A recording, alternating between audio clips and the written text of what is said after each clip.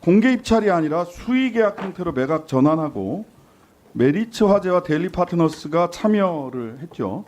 이달 안에 우선 협상 대상자를 선정할 계획이라고 보도가 돼 있는데, 수의 계약이니까 매각 주관하는 예보가 상대를 선정하면 수의 계약이니까 매각이 끝나는 거죠. 맞습니까, 금융위원장님? 예. 그런데 예. 지금 공개 매각에 준하는 방식으로 수의 계약을 하려고 애를 쓰고 있다고 알고 있습니다. 그게 무슨 말씀인지 잘 모르겠는데, 공개 매각에 준하는 방식의 수의 계약이라는 게 어떤 건지 나중에 좀 별도로 설명을 좀 해주시고요. 기준이나 과정, 그러니까 공개 매각에 준하는 수의 계약이 뭐라는 건지 잘 모르겠어요. 예, 아직 공개가 좀 잘 안 된 것 같아서 좀 주셨으면 좋겠고, 당연히 수의 계약으로 진행하면 공정성과 절차 등에 있어서 문제 제기가 될 텐데 왜 이렇게까지 할까? 그리고 시장에서는 모두 메리츠 화재가 수의 계약을 받을 거다라고 하는 게 시장의 예측이에요. 그럼 메리츠 화재는 어느 정도 이득을 보는가, 이 딜을 통해서. 그래서 MG 손해보험 경영자료, 재무현황, 킥스 비율, 메리츠 화재 IR 등을 쭉 살펴봤어요. 쭉 살펴봤더니 대체로 지금 PT에 보이시는 것처럼 기회 이익이 뭐 계산은 조금 다를 수는 있습니다만은 P&A 방식으로 하기 때문에, 즉 부실 자산과 부실 계약, 고용 승계 의무가 다 없습니다. 그러니까 건전 자산만 인수하는 방식이에요. 그러다 보니까 기회 이익이 1조가 넘는다. 더군다나 인수자에게 부족한 순자산 대략 5천억 원 자금을 정부에서 선지원한다. 왜 이렇게까지 하지? 이거 너무 심한 거 아닌가? 누군가의 의도나 개입이 있는 거 아닌가? 이런 의구심을 시장에서 갖고 있습니다. 그래서 과정을 살펴보니까 쭉 1차 공개 입찰, 2차 공개 입찰, 3차 입찰, 4차 입찰 다 없어졌는데, 다 이렇게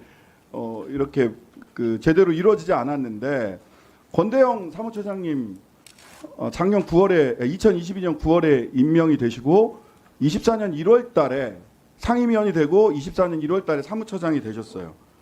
사무처장이 되신 이후에 3차 입찰 앞둔 1월 30일 대규모 MG손보 이거 이대로 되겠냐, 이거 원래 예보에다가 위탁하고 계신 거잖아요, 그 매각을. 이렇게 해서 되겠냐, 주재한 회의에서 MG손보가 제출한 경영개선 방안 미흡하다, 추가 구조조정 방안 제출하라, 이렇게 이야기하셨죠? 예, 매각이 잘 될 수 있는 방안을 강구해야 된다. 예, 그 구조조정에서 70% 정도 인력 구조조정해야 된다라고 하는 제보가 있습니다. 그런 말씀하셨어요? 그런 말 한 적 없습니다. 어쨌든 대규모 인력 구조, 70%는 아니지만 대규모 인력 구조조정 필요하다, 이런 말씀하셨어요? 매각이 잘 될 수 있게 조건을 만들어야 되지 않느냐. 그 만드는 조건이 인력 구조조정 아니었냐는 거예요. 그거는 경영진이 판단할 사항. 예, 자, 그런데 이 정도면 이게 결과적으로 수의 계약에 나선 두 업체 중 P&A 방식, 아까도 말씀드렸다시피 건전자산만 가져가는 방식으로 이거 매각을 매수를 할 수 있는 데는 결국 메리츠 화재 아니냐라는 얘기예요. 왜 이렇게까지 권대영 사무처장님의 MG 손보 매각에 적극적으로 개입하는가? 왜 이렇게까지 하지? 하면 항상 뭔가 의혹의 중심에 누군가 계시더라고요. 이와 관련해서 최재형 목사가 이런 증언했어요. 26일 날 인사청문회 나와가지고 2022년 6월에 금융위원 인사를 결정하는 것을 보고 몰래 몰카를 찍기로 결심했다, 이렇게 얘기하셨어요. 우리 권대영 처장님, 금융위원 유일하게 이 정부 들어서 임명되신 분 맞죠? 제 후임이 한 명 더 있습니다. 예, 요 시점까지 지금까지. 예. 그다음에 그 전에 대통령 인수위원회 파견돼 계셨죠? 예, 그렇습니다. 예. MG 손보 매각 관련해서 수의 계약 형태로 진행하는 것에 대해서 혹시 다른 분하고 상의하거나 한 거 있으세요? 예, 없습니다. 없으세요? 자, 인수위 당시 김건희 여사 만난 적 있으세요? 없습니다. 본인의 주변 지인 통해서 대통령실 혹은 김건희 여사 접촉하거나 시도한 적 있으세요? 없습니다. 네. 자, 메리츠 화재는 3차 유찰 당시 이미 서류 미비로 낙찰을 못 받았던 회사입니다. 그렇죠? 그런데 이번 수의 계약에서도 서류 보완을 이유로 9월 말이던 수의 계약 공고 기간을 10월 2일까지 연장시켜줬어요. 이분도. 자, 이분도 드려요. 어느 계약에서 계약 기준이 미달된다고 해서 기한을 연장해 줍니까? 수의 계약 기준에 불충족하고 서류가 준비 안 됐으면 그대로 탈락해야 되는 거 아닙니까? 지금 연장해 줍니다. 수의계약 형태로 변경공지 이후에 연장해 줘요. 저는 왜 이렇게까지 금융위가 MG손보 매각에 무리수를 두는지 이해를 못하겠습니다. 이 정권이 납득하기 어려운 듯한 일들, 그런 일들이 생기면 항상 누군가의 그림자가 어른거립니다. 지금 표 보시다시피 2022년 6월에 금융위 상임위원 땡땡땡 시키자 이런 얘기 최재형 목사가 나와서 국회에서 증언한 바 있어요. 그리고 이런 순서로 진행이 됩니다. 예. 자, 저는 금융위가 지금 현재 진행되고 있는 이런 의혹을 받고 있는 김건희 여사의 그림자가 짙게 지금 어른거리 있고 시장에서는 이게 아니면 설명이 잘 안 된다 이런 얘기들을 해요. MG손보 수의계약 즉시 좀 전면 백지화하는 게 좋겠다라는 생각입니다. 다른 방식이 없느냐? 있습니다. 이미 금호생명은 사는이 인수를 해서 KDB생명으로 정상 경영하고 있는 사례도 있습니다. 따라서 이런 그 선후관계, 제가 정확하게 인과관계라고만 말씀드리지는 않겠습니다. 이런 선후관계 때문에 결국 금융위가 나서서 MG손보를 메리츠의 수의계약으로 P&A 방식으로 넘겨주려고 하고 있다라고 하는 시장의 의구심을 받는 방식을 왜 고집하시는지 모르겠습니다.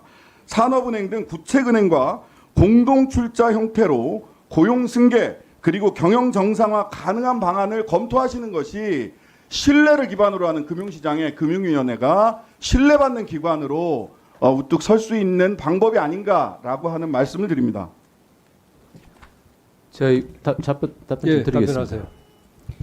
그 금융위원회가 일을 하고 있는 데서 여러 가지 그 의혹이라 그럴까 신뢰를 흔드시는 말씀을 하셔서 이건 명확하게 말씀을 드려야 되겠습니다. MG손보는 부실금융기관으로 지정이 됐습니다. 부실금융기관으로 지정이 됐다는 것은 자기 스스로는 이걸 정상화시킬 수 없는 상황입니다. 그러면 아까 뭐 공적 자금처럼 얘기를 하셨지만 법률이 정하는 절차에 보면은 그 금융기관들이 낸 예금 보험료 보험 기금을 가지고 이걸 정상화시키는 데 쓸 수 있는데 그것도 몇 가지 법상 제한이 있습니다. 보험 계약자 보호, 최소 비용의 원칙 이런 거와 그 계약 관련 법령에 따라 가지고 매각 절차를 진행을 한 거고 3차에 거쳐서 다 유찰이 됐습니다. 유찰이 되고 나면은 그때는 수의계약 형태로 전환을 할 수가 있습니다. 근데 아까 제가 말씀드린 저 공개 입찰에 준하는이라고 말씀을 드린 거는 수의 계약을 하는 과정에서도 공개적으로는 아니지만 인수의 가능성이 인수 의사가 있을 만한 데는 다 타진을 했다고 합니다. 예보가. 그런데 현재 관심 있는 데가 한 2군데 정도 들어온 거고요.